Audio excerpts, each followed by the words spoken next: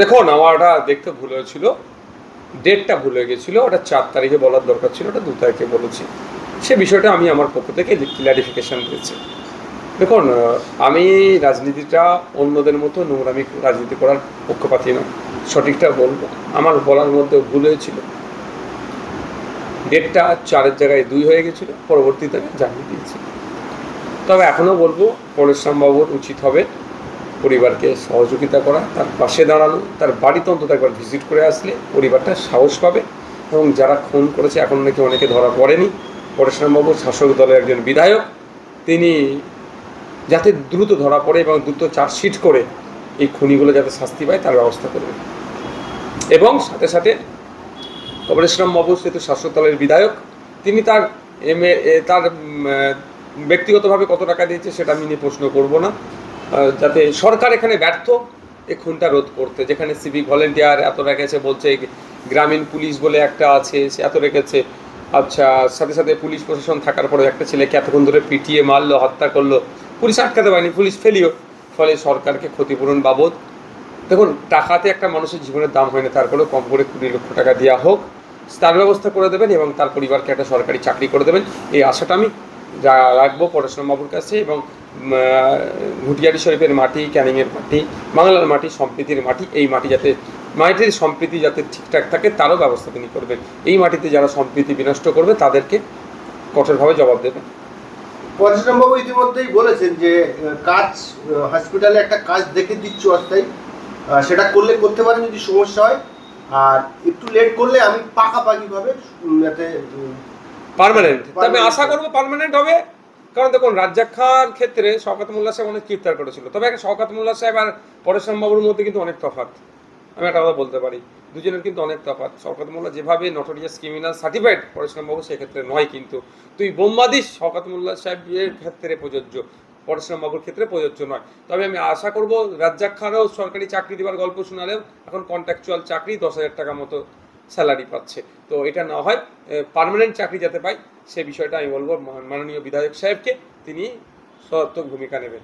এবং এটাও আমি বলছি, রাজ্জাক খানের স্ত্রী, তিনি রাজ্জাক খান পার্টির একজন সক্রিয় কর্মী ছিল, সেই জায়গায় তার স্ত্রীকে যদি কন্ট্রাকচুয়াল 10,000 টাকার মাইনে দেওয়া হয়, তাহলে ঘুটিয়ারি একজন সাধারণ ছেলে তার পার্মানেন্ট চাকরি দেবে, এটা কতটা যুক্তিসঙ্গত? দেখুন, যুক্তিসঙ্গত না, এখানে বিতর্ক করলে অনেক বিতর্ক করা যাবে। আমি এতটুকুই বলবো, যাতে ওই পরিবারটা বাঁচে সেই জন্য একটা পার্মানেন্ট চাকরি সরকারকে ব্যবস্থা করে দিতে হবে এবং 20 লক্ষ টাকা কম করে ক্ষতিপূরণ দিতে হবে, এই দাবিটা আমার থাকছে। এবার কে সক্রিয় কর্মী, কে নিষ্ক্রিয় মানুষ, ওসব দেখার প্রয়োজন নেই। একটা প্রাণ গিয়েছে, সরকারের ব্যর্থতার জন্য এই প্রাণটা গিয়েছে। আপনি বিধায়ক শওকত মোল্লা আপনার বিরুদ্ধে একটা অ্যালিগেশন এনেছিল 30 কোটি টাকা বিজেপি থেকে নেয়, তার জন্য আপনি মানহানি মামলা করলেন। তার পরিপ্রেক্ষিতে শওকত মোল্লা বলছে যে নওশাদ সিদ্দিকীর দলের লোক 10 জনের মধ্যে একজন সক্রিয় নওশাদ সিদ্দিকীর সহকারী কর্মী দীপক ব্যাপারীর কাছ থেকে আমি শুনে বলেছি। ওসব গল্প শুনিয়ে লাভ হবে না, কোর্টে এসে ওইটাই বলতে বলবেন। ওর কাছে যে আছে না আছে, কোর্টে এসে গল্প শোনাতে বলবেন। ওসব এখন ওনার ভক্তরা ভয় পেয়ে যাচ্ছেন, ভক্তদেরকে আশ্বস্ত করার জন্য এসব গল্প শোনাচ্ছে। গল্প ওই মাছার পাড়ার মাচাতেই হয়, আর একজন পাড়ার সাধারণ লোকের সম্পর্কে গল্প হয়ে হুমকি ধমকিতে চলে যাবে। একজন আইনসভার সদস্য সম্পর্কে কালিমালিপ্ত করছে, উনি গল্প ছুটিয়ে ফেলবে আইনের মাধ্যমে আমাদের উকিলরা। যে ইউটিউবারের সঙ্গে এর সঙ্গে জড়িত সে তো আপনার রাজনৈতিক চ্যাপ্টার ক্লোজ করে দেবে বলছে, কি বলেন? কোর্টে যেয়ে দেখা হবে। কোর্টে গিয়েছি, ডেট কবে আছে আমার উকিলরা বলতে পারবে। আমাদের উকিল থেকে ব্যাংসাল কোর্টে উকিলরা আছে, বলে দেবে। তবে সামনের সপ্তাহে আবার কলকাতা ব্যাংসাল কোর্টে যাচ্ছি, আপনাদেরকে বলছি, আবার একটা মামলা করতে যাচ্ছি সামনের সপ্তাহে। কি নিয়ে মামলা বুঝতে পারবেন কি নিয়ে, কার বিরুদ্ধে যাচ্ছি। একটু অন্য প্রসঙ্গে আসি, সামনে 26শে বিধানসভা, একদম মাথার উপরে, খুব বেশি সময় আর বাকি নেই।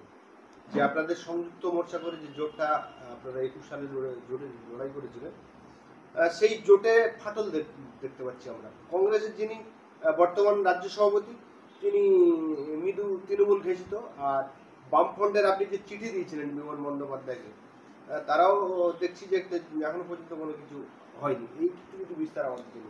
দেখুন, একটা কথা বলি, আমরা চাই বিজেপি এবং তৃণমূল মুক্ত পশ্চিমবঙ্গ। বিজেপি তৃণমূল মুক্ত সম্পূর্ণরূপে করতে গেলে তাহলে লেফট ফ্রন্ট, কংগ্রেস, আইএসএফ আরও যে সমস্ত ছোট বড় রাজনৈতিক দলগুলো আছে তাদেরকে নিয়ে করতে হবে। অন্যথায় একা লড়তে হবে, একা লড়ে যতটা ক্ষমতা আছে বিজেপি তৃণমূলকে আটকাবো, একেবারে স্পষ্ট বলছি। আমরা চাই সম্পূর্ণরূপে পশ্চিমবাংলাতে বিজেপি তৃণমূলকে গণতান্ত্রিক প্রক্রিয়ায় বিদায় জানাবো, সেজন্য ঐক্যবদ্ধ হওয়ার জন্য আহ্বান জানাচ্ছি। আবারও আহ্বান জানাবো আপনাদের বলে বিমান স্যারকে, আবারও আহ্বান জানাবো, কংগ্রেসকে আহ্বান জানাবো, যাতে করে এই সময়ের দাবি, মানুষের দাবি, একদিকে 2022-এ টেট পরীক্ষার্থীরা তারা মেধার ভিত্তিতে তাদের ইন্টারভিউ নিয়ে নিয়োগ দেওয়া হোক, তার দাবি তুলতে পারছে না। 7 SLST মাদ্রাসার নিয়োগ হচ্ছে না, গ্রুপ ডি মাদ্রাসায় 14 বছর পরে নিয়োগ হতে চলেছে, মানে হবে কি বিশ্বাস নয়। স্কুলগুলোতে শিক্ষকরা, স্কুল বন্ধ হতে চলেছে, ছাত্র আছে, স্কুল আছে, শিক্ষক নয়। এই যে দুরবস্থা, এই মব লিঞ্চিং এর শিকার হচ্ছে মুসলমানরা, পিছড়ে বর্গের ST SC কোটাতে নন ST SCরা চাকরি করে নিচ্ছে, ওবিসি নিয়ে নাটক হচ্ছে। এই যে একটা হচপচের মধ্য দিয়ে রাজ্য চালাচ্ছে, নাটক হচ্ছে, আর মানুষের মাথার উপরে ঋণটা বেড়ে যাচ্ছে। 2011-12 সালের দিকে একজন ব্যক্তির, পশ্চিমবাংলার নাগরিকের মাথার উপরে 11-12 হাজার টাকা ঋণ ছিল, আজকে দেখুন প্রায় 70,000 টাকা হয়ে গিয়েছে। তাহলে এই যে বেড়ে যাচ্ছে, আর নেতারা যে সাইকেল, ভাঙা সাইকেল নিয়ে ঘুরতো, সে এখন স্করপিও ফরচুনার নিয়ে ঘুরছে। যে একটা বিড়ি 3 বার খেত, সে এখন এত বড় সিগারেট খাচ্ছে। মানে ব্যাপারটা বুঝতে হবে, এত বড় সিগারেট আছে তো নাকি আবার নালায় করবে, মানে বড় বড় সিগারেট খাচ্ছে। আর বললি তো আমার দোষ, আবার কিছু বলে ফেলে রাগ হয়ে যাচ্ছে অনেকে। ভালো যাক, ভালো আমাকে নিয়ে ভাবছে, এটা মানুষকে বলবে, একটা বিধায়ককে নিয়ে ভাবছে, মানে বুঝতে পারবেন সাধারণ মানুষকে বলবো 10টা নওশাদ সিদ্দিকী তৈরি করুন, 20টা নওশাদ সিদ্দিকী তৈরি করুন, সরকার অন্যায় কাজ করতে ভয় পাবে। যাক, সেই জন্য আমরা বারবার শরণাপন্ন হচ্ছে এই ধরনের একটা বড় জোটের জন্য। যদি না জোট করে, তবে আশা করছি জোট করবে না, এর কোনো প্রশ্ন আসছে না, তারপরেও বলবো শেষ হতে আছি আমরাই, সেই বিজেপি তৃণমূলকে আটকাতে হবে। তাহলে কি নেপালের মতো গণ উত্থান দরকার এই রাজ্যে দুর্নীতিগ্রস্তের বিরুদ্ধে? দেখেন, একটা কথা বলুন, একটা কথা, এটা আমার সাথে অনেকের হয়তো মতনৈক্য হতে পারে। একটা নির্বাচিত জনপ্রতিনিধি, একটা সরকার, সেই কেন্দ্র সরকার হোক আর রাজ্য সরকার হোক, যদি অন্যায় করছে, একে গণতান্ত্রিক প্রক্রিয়াতে বিসর্জন দিতে হবে। আমি এই যে গণ অভ্যুত্থান বলুন, এ বলুন, এর সাথে আমি এটা আমার নিজস্ব মতামত, আমার পার্টির নয়, আমি এর সাথে সহমত নয়। কেন্দ্রের বিজেপি সরকার, ফ্যাসিস্ট সরকার, তার জন্য একটা বিশাল আন্দোলন করো, কেন্দ্রের ফেলে দাও, পশ্চিমবাংলার দুর্নীতিগ্রস্ত সরকার মমতা ব্যানার্জি নবান্ন থেকে টানে নামিয়ে দাও। এটা আমি আমার ব্যক্তিগত অভিমত হচ্ছে, আমার পার্টির অভিমত নয় এটা, যে আমি এতে বিশ্বাসী নয়। কারণ একজন নয়, একটা যদি এখন তাদের সার্টিফিকেট আছে, ভোট কিভাবে করেছে সব জানি, তো আমরা এটাকে আটকাবো, তখনই একে বিসর্জন দেবো গণতান্ত্রিক প্রক্রিয়াতে। 8,000 কোটি টাকা মতো, 8 লক্ষ কোটি হাজার টাকা দেনা রাজ্যে। বামফ্রন্ট যখন ছিল 1,88,000 কোটি, আবার 2 লক্ষ টাকা দেশ স্বাধীন হওয়ার পর থেকে।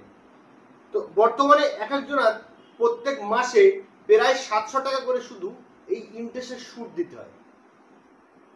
তারপরে কেন্দ্রের যে জিএসটি আছে সেগুলো বাদ, শুধু এই রাজ্যের যে 8,000 কোটি টাকা দেনা, 700 টাকার উপরে শুধু প্রত্যেকটা মানুষের সুদ দিতে। এটাকে আপনি কেমন ভাবেন? আমি তো ওই জন্য বলছি, অনেকে ভাবেন যে আমার মাথায় ঋণ আছে, মাথায় বয়ে গেছে, আরে আপনি ঋণটা বোঝা, আপনাকেই শুধতে হবে। আপনি দেখতে পাচ্ছেন না জিনিসের দাম বেড়ে যাচ্ছে, পেট্রোল ডিজেলের দাম বেড়ে যাচ্ছে, হ্যাঁ না, এইসব টাকাগুলো যে বাড়ছে, এটা তো ঘুরে ফিরে আবার ওইখানে যাচ্ছে। আপনার মাথার উপরে এখন 70,000 টাকা ঋণ, এই ঋণটা আপনাকেই মকুব করাতে হবে, পরিশোধ করতে হবে।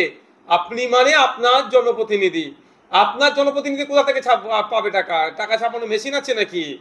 এই আপনার আমার যে নিত্য প্রয়োজনীয় জিনিস আছে তার দাম বাড়াবে, তার থেকে ট্যাক্স নেবে, ওই ট্যাক্সটা ওখানে করবে।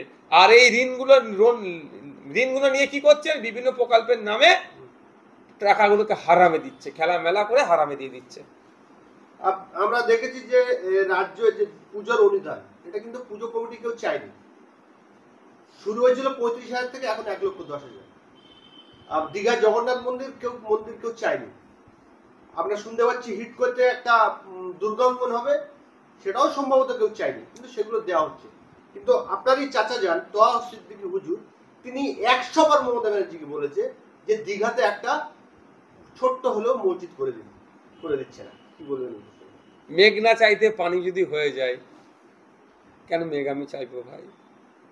আপনার ভোট যখন আমি পেয়ে যাচ্ছি বিজেপির ভয় দেখিয়ে, বিজেপি চলে আসবে, শুভেন্দু তুমি একটু বেশি করে চিৎকার চেঁচামেচি করিস তো, ওই চিল্লাচ্ছে, একটু ভয় খাইয়ে দিবি তো। দিলীপ বাবু তুমি একটু করে দিও তো, একটু বকে দিও তো ওদেরকে। সুকান্ত বাবু তুমি একটু করে দিও তো। এই গল্প শুনিয়ে মুসলমানদের ভয় দেখিয়ে দিচ্ছে। মুসলমানদের না চাইলেও ভোট ঘুরে ফিরেছে মুসলমানদের, দেখতে পাচ্ছেন না? এই যে দেখবেন সোশ্যাল মিডিয়ায় অনেকে তৃণমূলের হয়ে ওকালতি করছে, অনেকে অনেক খারাপ ভাষা রাগেতে বলে, আমি বলবো বলবেন না, অনুরোধ করছি।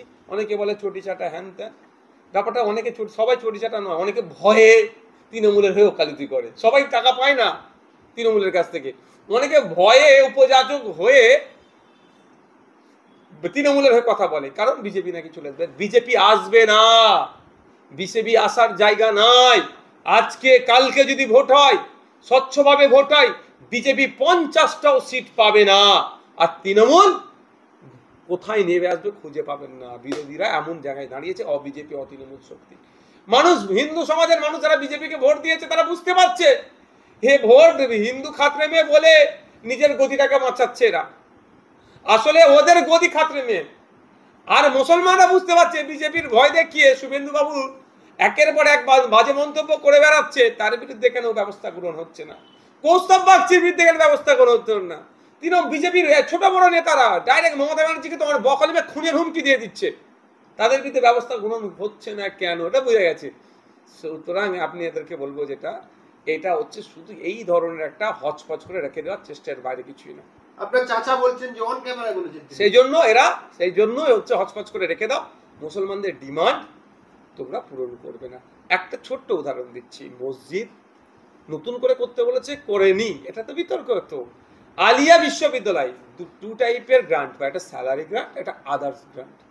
আদার্স গ্রান্টে যত ধরনের স্ট্রাকচার আছে, পরিকাঠামোগুলোকে ডেভেলপমেন্টের খরচে ছোট ছোটগুলোকে করতে হয়, টোটালটাই বন্ধ হয়ে গেছে। এদিকে 5,600 কোটি টাকা minority affairs and Madrasa education ডিপার্টমেন্টের এই বছরের বাজেট দিচ্ছে না কেন, এটা বুঝতে হবে। মাদ্রাসা 614টা মাদ্রাসা, তৃণমূলের আমলে কটা মাদ্রাসা করেছে? হাই মাদ্রাসা, সিনিয়র মাদ্রাসা দেখাতে পারবেন আপনি? সে 10,000 শূন্য পাবে, ডাস্টার নেই। আমি একটা ভিডিও আপলোড করেছিলাম, দেখেছিলেন আপনারা? বাথরুমের অবস্থা দেখেছেন? বয়েজ টয়লেট, আমাদের গার্লস টয়লেটে আমার যাওয়ার অধিকার নেই, যেতে পারিনি ওই জন্য, কাউকে দিয়ে ভিডিও করাতে হবে কোনো সময়। বয়েজ টয়লেটে আমি ঢুকেছিলাম, দেখেছিলেন কি অবস্থা, দুরবস্থা। সামান্য একটা পিচ্ছাপের বাথরুমে যাবেন। সেই স্কুলে আমি গিয়েছি, রুমের মধ্যে অন্ধকার, সামান্য একটা হলুদ ডুম জ্বলছে, সে পুরাতন আমলে। আমাদের এখানে সব এখন তো সব এলইডি টাইপের হয়ে গেছে, সেই জ্বলছে না, টিউবলাইট আছে না এলইডি কিছু আছে, এই অবস্থায় চলছে। এইগুলো চলে যাচ্ছে, জানছে এত কিছু, এত না দিলেও সে আপনার মব লিঞ্চিং হয়ে যাচ্ছে, পিটিএ মেরে দিচ্ছে। সব করার পরেও দিনের শেষে কি বলবে? গল্প শোনাবে, চোর তাড়াতে গিয়ে না ডাকাত ঢুকে পড়ে, এইসব গল্প শুনিয়ে ভোট আমি পেয়ে যাব। আরে ভাই, তৈরি করতে হবে তো। চাচাজানকে 100 বার কেন বলতে লাগবে? বলতে লাগতোই না। শিক্ষা ব্যবস্থার আমূল পরিবর্তন হয়ে যেত যদি 10টা নওশাদ সিদ্দিকী তৈরি করতে পারতো এই সমাজ। আদিবাসীদের হয়ে কথা বলতে লাগতো না, ফেক এসটি সার্টিফিকেটের জন্য ডেপুটেশন দিতে লাগতো না। যদি প্রকৃত অর্থে 10টা আদিবাসী সমাজ নিয়ে 5টা প্রকৃত বিধায়ক তৈরি হতো, দলিতদের হয়ে চিৎকার করার প্রয়োজন লাগতো না। যদি সত্যিকারের 5টা দলিত সমাজ থেকে বিধায়ক উঠে আসতো, মুসলমানদের এত মার খাচ্ছে, মানে সামাজিকভাবে এরা লাঞ্ছিত বঞ্চিত হচ্ছে, চিৎকার চাচামেচি করতে লাগতো না। যদি 10টা উঠে আসতো নওশাদ সিদ্দিকী। তাই সময় এসছে, এখন অনেক যা চিৎকার চাচামেচি করছেন তাদেরকে বললো, ঠিক আছে দেখি কত আপনারা চিৎকার চাচামেচি করছেন। 2026 সাল যখন আসবে, 10টা নওশাদ সিদ্দিকী, 5টা আদিবাসী থেকে, 5টা দলিত থেকে, 10টা মুসলমান থেকে, এই ধরনের 20টা নওশাদ সিদ্দিকী তৈরি করার জন্য আপনারা কতটা সহযোগিতা করেন আমিও তখন দেখবো। আপনার চাচা জানা হয়তো সাধারণ মানুষ, সেই জন্য তার কথা তো মাননীয় মুখ্যমন্ত্রী, আমার চাচা জান অসাধারণ মানুষ, ডাইরেক্ট মমতা ব্যানার্জির সাথে ওনার যোগাযোগ। তাহলে আপনি জনপ্রতিনিধি, বিধানসভার সদস্য, আইনসভার সদস্য, আপনি কি বলবেন মমতা ব্যানার্জিকে যে দীঘাটা? আমি একটা কথা বলি, শোনেন একটা কথা বলি, আমি বিরোধী দলের বিধায়ক, মমতা ব্যানার্জির কাছ থেকে আমার অনেক ডিস্টেন্স। এখানে ঢুকবে, ওইখানে বার করে দেবে। আমার চাচাজান অনেক সুসম্পর্ক মমতা ব্যানার্জির সাথে, চাচাজানকে এই দায়িত্বটা দেন। আচ্ছা।